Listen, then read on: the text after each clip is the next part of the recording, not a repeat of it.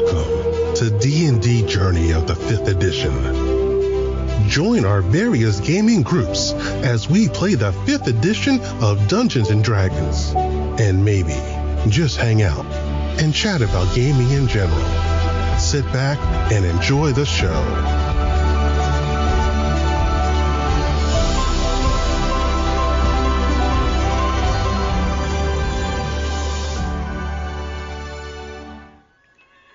Hi, this is Kelly, aka Trixie from Ragnarok and Roll, assigned to Ragnarok Story, and to the Wimblewick from D&D Journey of the 5th Edition. First off, I would just like to say thank you to everyone for listening to our varied adventures, as well as for rating us on iTunes and RPGpodcast.com. If you haven't rated us yet, we would greatly appreciate it if you could. And if you're looking for more ways to support our efforts, we are now on Patreon, a great site where you can help us continue making more podcasts, as well as some special surprises for our patrons. If you can, please look us up at www.patreon.com/cppn. Every little bit helps. And again, thank you for listening. Hey guys, Jim here with Scott and Kelly. Yeah, Hey. hello. Here for #RPGaDay2022. It is August the 19th. It is Friday. Thank God it's Friday. That's been a long week. Indeed. And speaking of long, the phrase for the day is, why has your favorite game stayed with you?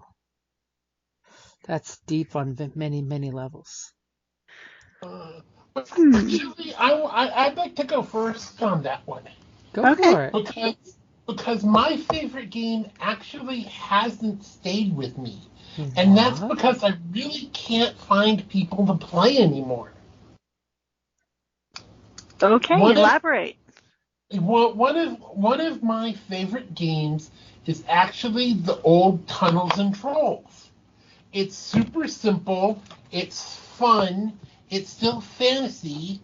You know, it's still it's still classic sword and sorcery. Like it's classic sword and sorcery, and it's practically impossible to find people that want to play, and especially do a campaign. Huh. I don't actually believe I've heard of this one. What? Oh, well, depending on who you talk to, Tunnels and Trolls is either the second or third role-playing game published. It is from our own Arizona. You know me, I had the name like 2 seconds before I started. From Flying Buffalo? From Flying Buffalo, thank you. You're welcome. And basically, it was a complete rejection of the miniaturists that were basically doing the D&D. It specifically says you don't need a battle map, you don't need figures. Mm-hmm. You just kind of like say what you do, and that's the one that rolls more 6-sided dice than Warhammer.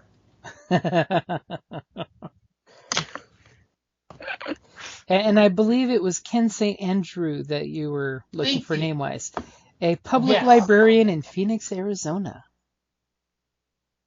Huh. And it's very tongue-in-cheek. Mm-hmm. The spells are things like, take that, you fiend.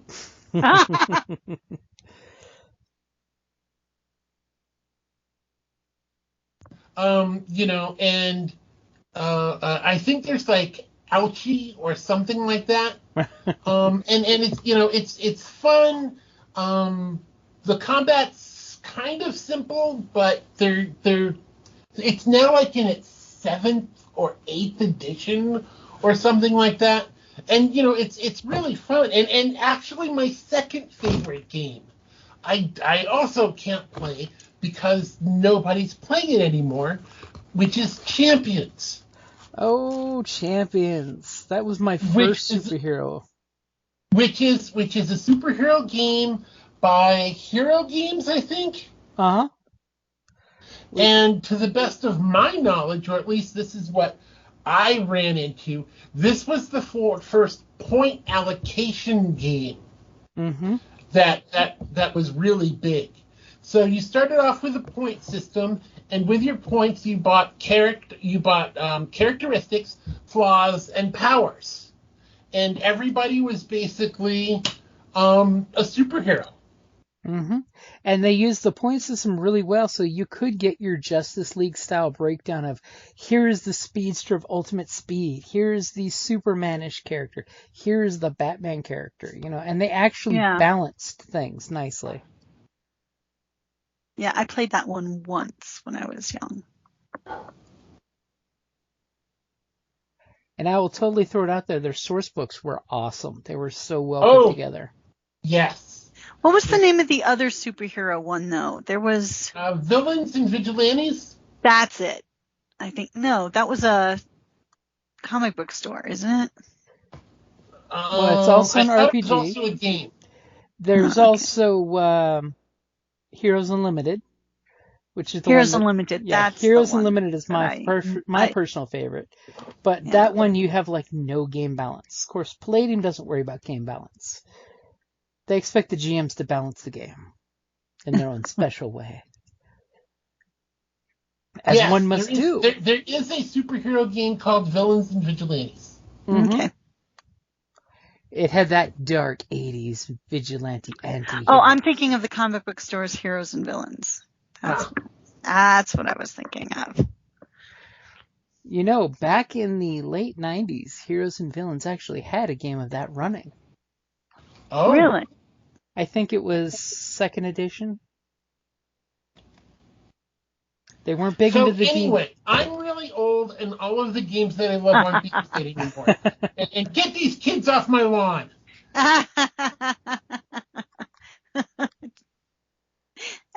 Which, by the way, I Googled it, and it's true. Tunnels and Trolls is now up to its 8th edition. First edition was published in 75, 4th edition in 77, 5th edition in 79, then 5.5 edition was 2005. The 30th anniversary, aka the 7th edition, was done in 05. Then 7.5 was done in 08, and then the 8th edition was done in 2012 by Grimtooth in French 2012? only. 2012? 2012. I remember being part of that Kickstarter. Wow. That was a lot longer ago than I would have guessed. And then a deluxe edition came out in 2015. Okay.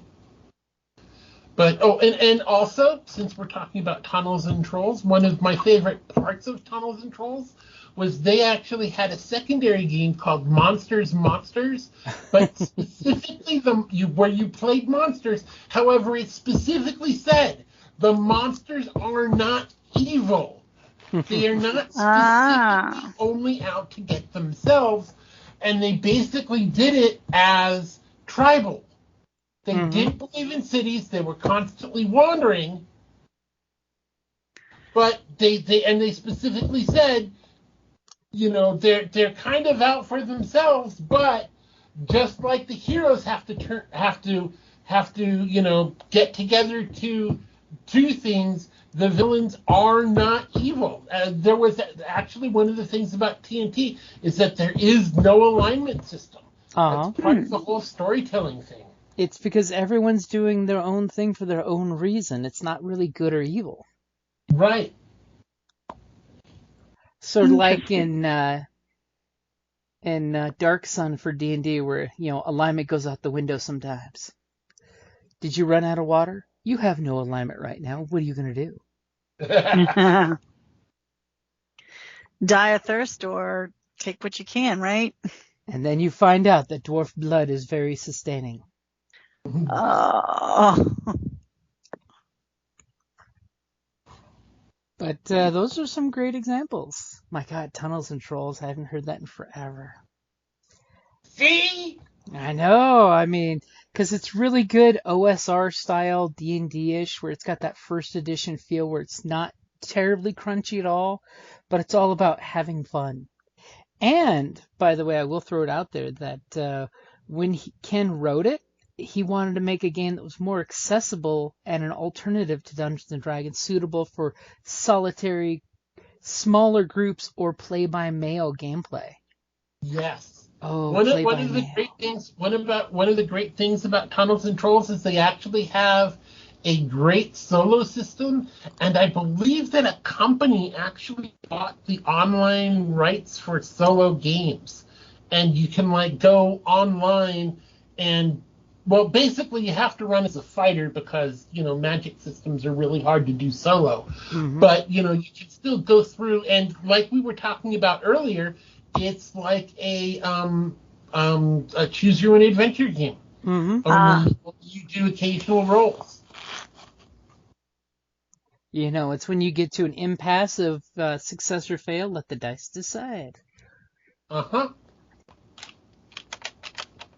So what do you got there, Kelly?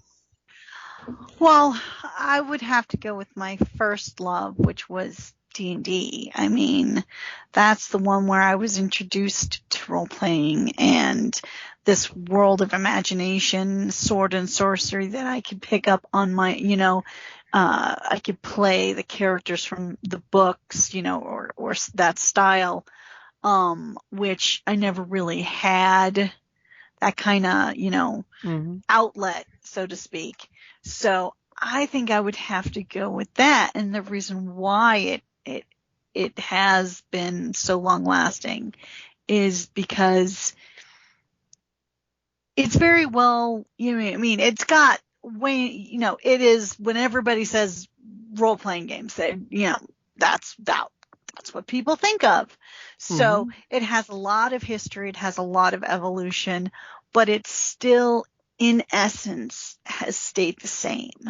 And I think that not only is it like a comforting thing, but it's like it is, there is no end to what you can do, especially if you have a good group, and you can expand it and you can create and you can homebrew. I mean, it's very, very versatile.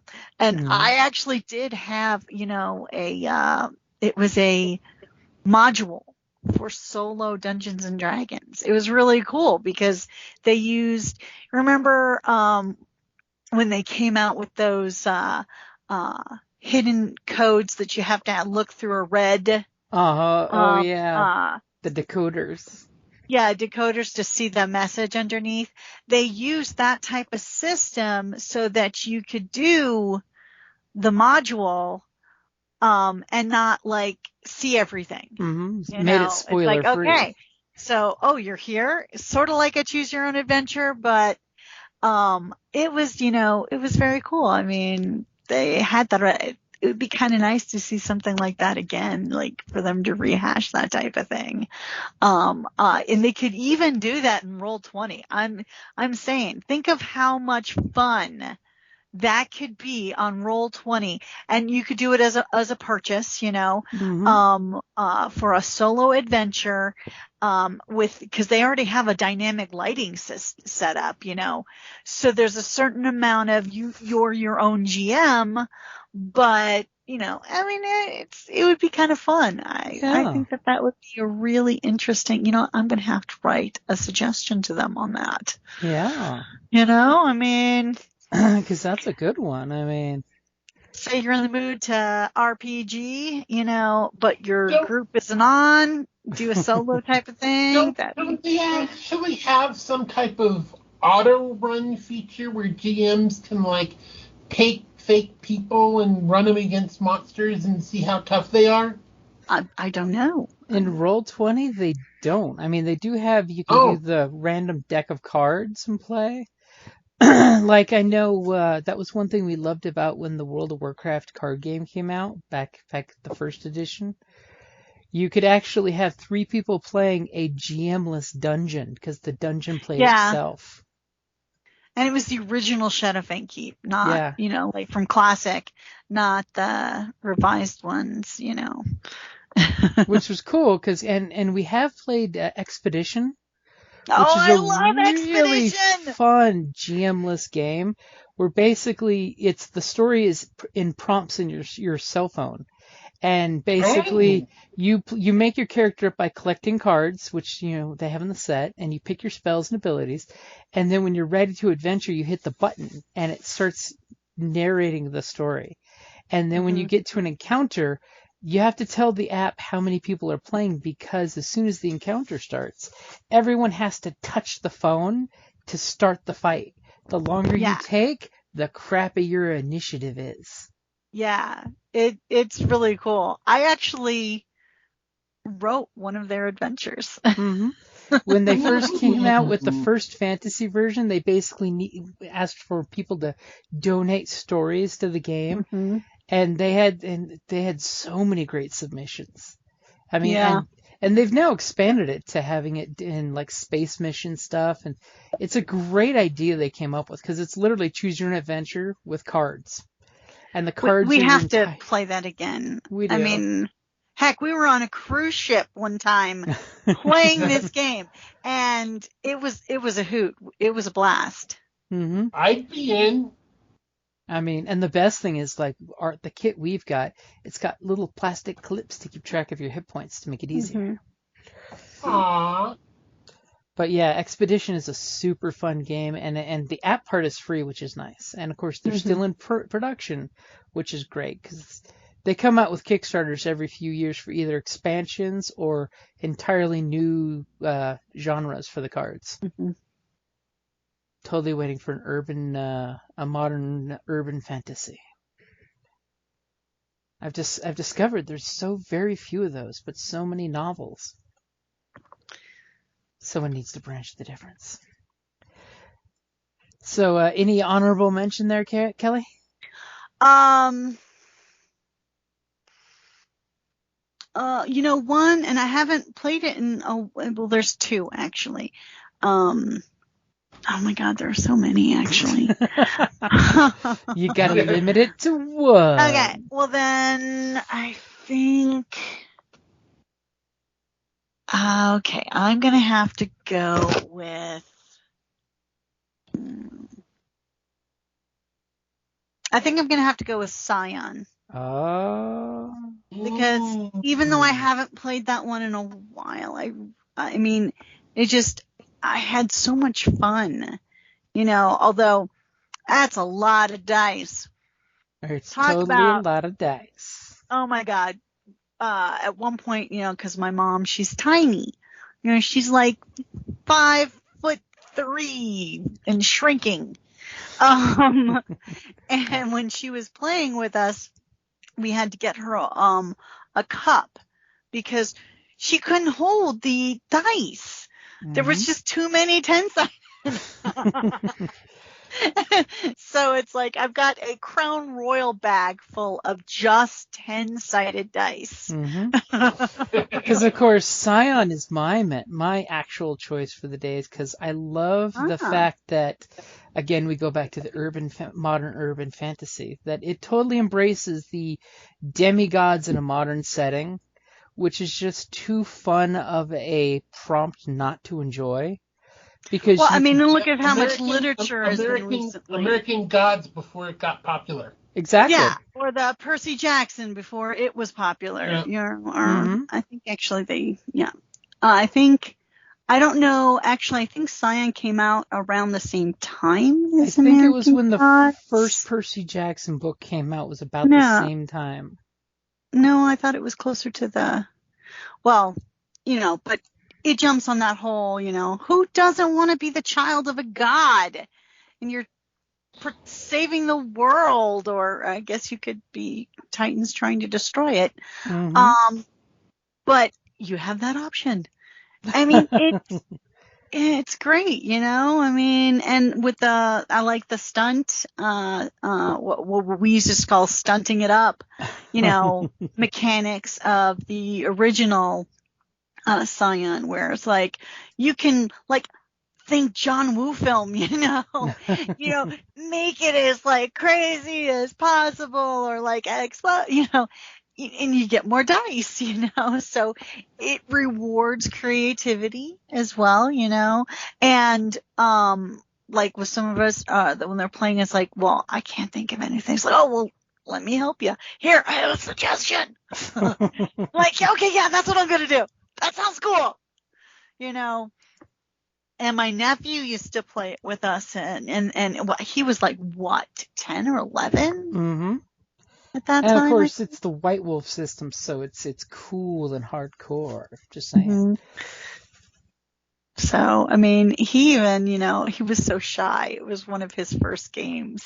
Yeah. And he's like, he didn't know, but eventually even he came up with some really cool stuff for like his birthrights and stuff. That was his chain wallet that turns into a 50 caliber rifle.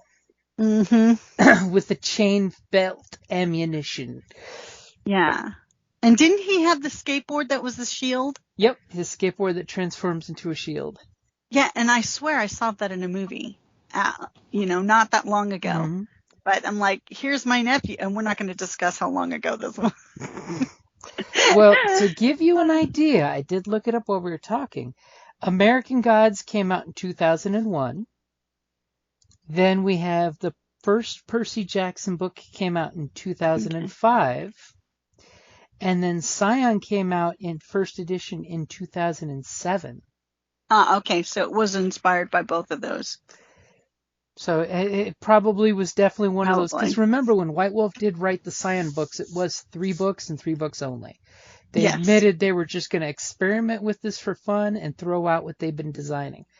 And I'm sorry, it's freaking awesome. I mean, because the beauty of the thing I like about Scion is you can take the ancient myths and modernize them. Mm-hmm. You can totally have, New Orleans getting flooded, because of Katrina, and there's a Hydra out in the swamp, Mm-hmm. You can totally take the classic myths and then modern them up. Yeah. Which is just fun, just saying. All these cool myths and stories from around the world with different cultures, and you can totally modernize them just for shits and giggles. Mm-hmm. So as a GM, it's really easy to just buy a cheap book of random myths, open it up, and that's the adventure that you guys are handling. How do you modernize that? That's why Scion's one of my favorite, because that and your character options are infinite. Mm-hmm. Because, you don't have to be exactly what your parent is, because all of the ancient myth stories tell us that you can either rebel from your lineage or you can embrace your lineage. So you can totally play on, the different gods and characters, I mean, after all, Zeus has got a few chaste children out there. 1 or 2. He's got a few that are like, I know my dad, he gave me daddy issues. Not gonna happen. And then, unfortunately, he's got some that are just like him.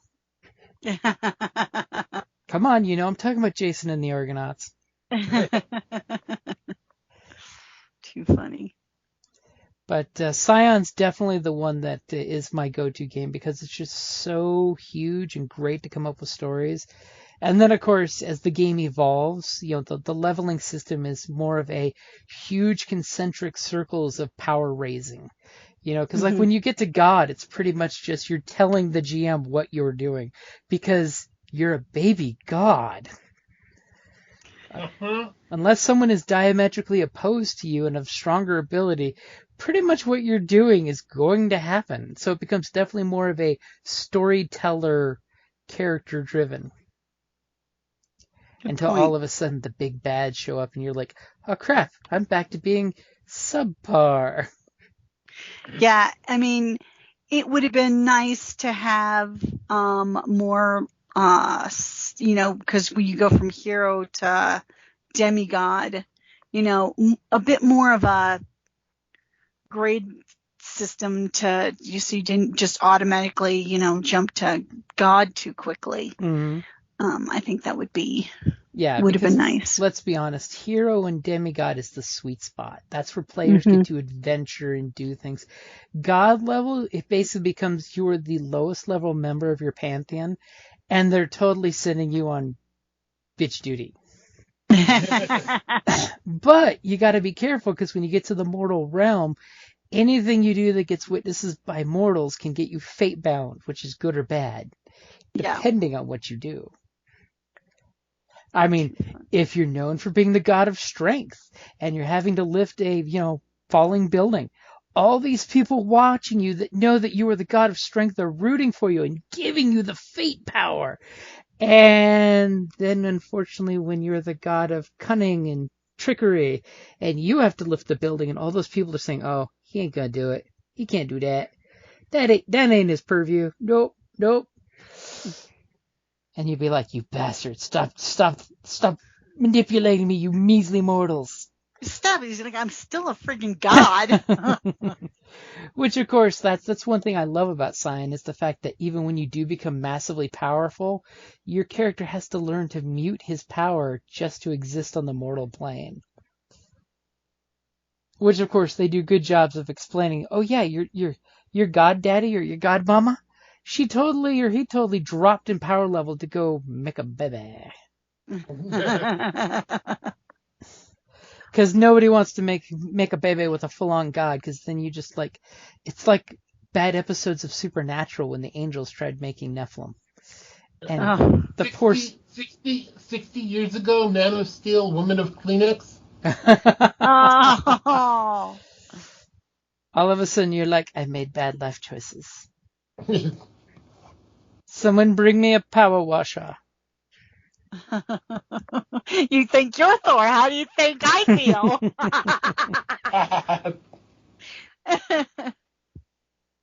And of course, that was one thing I loved is just the projects for Cyan of people bringing in their own pantheons that weren't actually written into it, but they're like, hey, we will donate the time and resources to make our pantheon accessible to everybody else's. Because collaborative writing and introducing other cultures is important in any setting. And of course, my honorable mention will be Heroes Unlimited, because who doesn't like comic book superheroes? Just saying. I grew up with way too much Heroes Unlimited gaming, because whatever the comic book of the month was, we would totally make adventures based on that. Or, of course, when City of Heroes, the game, was out, so many of our superhero RPGs were based on the MMO for superheroes. Oh, yeah, I remember that one. City of Heroes totally spoiled us because it gave us game mechanics like the police radio. Your hero is randomly jumping around town, and his police radio says, there's a crime at so-and-so, and it's like, oh, yeah, they do that in comic books, don't they? I totally forgot. Because so often, since your superheroes have to be reactive, it's hard for the GM to hook them into the storyline. And their character creation was very, very customizable. Oh, we used the City of Heroes character creator just to design our RPG superheroes, because you could then print screen. Uh-huh. And you literally could make so many heroes, DC and Marvel sued them together. That's all I'm going to say to that. Because you could, make them so close to the licensed ones that they took umbrage. They took offense, and then go figure, after they won their lawsuit and pretty much ruined the game, they came out with their own MMOs, which neither of them were successful as City of Heroes that they destroyed. Yeah, that's because it left a bad taste in everybody's mouth. And of course, City of Heroes' big expansion, which was City of Villains.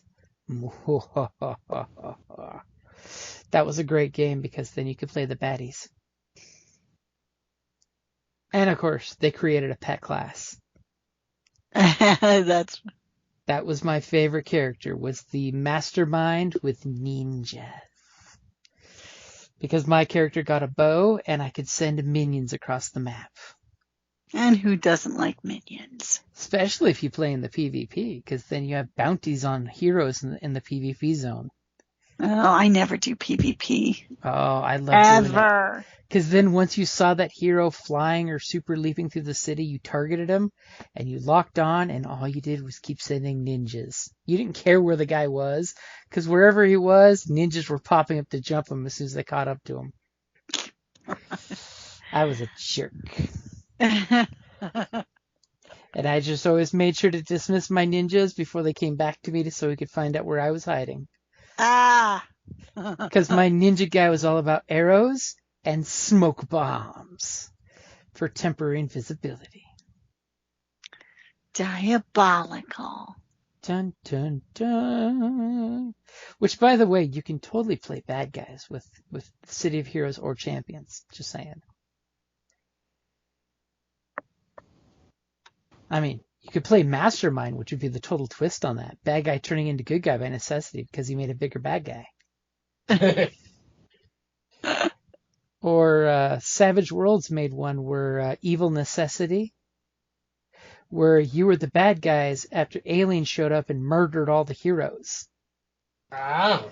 So guess who now has to cowboy up to protect, their own vested interests? When the first Lex Luthor type villain says, "Nope, we're not letting these aliens take us over." I think Carrie read a book that had something like that in it. There's a bunch of books. I mean, the Scree invasion has Dr. Doom, Namor, and was it Magneto or somebody else teaming up? I can't remember. But yeah, I remember they did the big baddies teaming up because they're shape-shifting bastards taking over the good guys. Right. I know even Harry Osborn jumped on that one, even though they implied that he was a Scree, but he never was.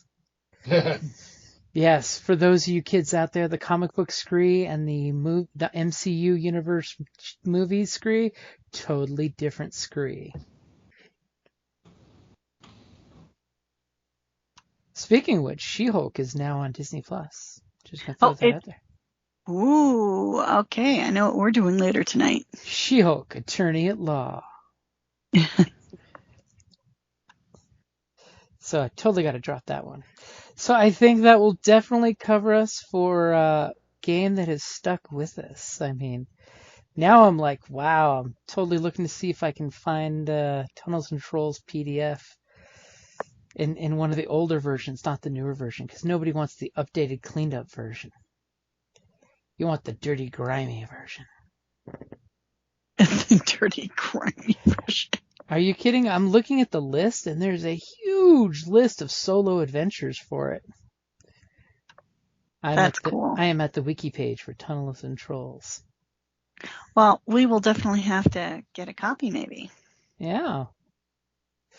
Alrighty, guys. Thank you for listening, and you guys have a great weekend, because, hopefully you get some gaming in. Ooh. Yep. And thank you for joining us, Scott. Bye-bye. Have a good night. Thank you for listening to D&D Journey of the 5th Edition, a member of the Creative Play and Podcast Network. Please follow us on Patreon at patreon.com/CPPN to never miss a show or stream.